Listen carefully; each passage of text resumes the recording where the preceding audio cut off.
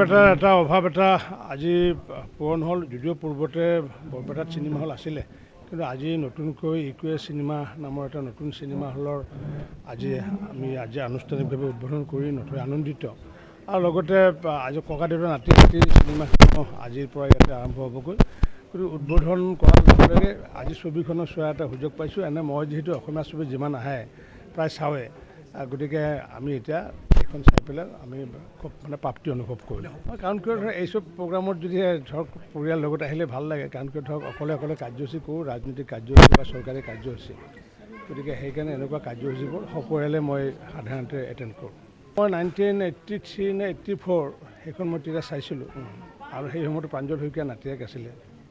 আজি আকৌ ককাক হ'ব, গতিকে তেখেতো আজি আহিছে। সেইটো মোৰ কাৰণে পৰম সৌভাগ্য।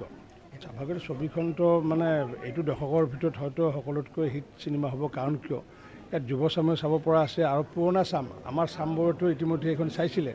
গতিকে পুনৰ এবাৰ চোৱাৰ সকলোৰে হেঁপাহ আছে। গতিকে প্ৰবীণ নবীন সকলোৱে উপভোগ কৰিব এইখন সুবিধা এটা পাবগৈ, যিটো নেকি অন্য চিনেমাত পোৱা নাযায়।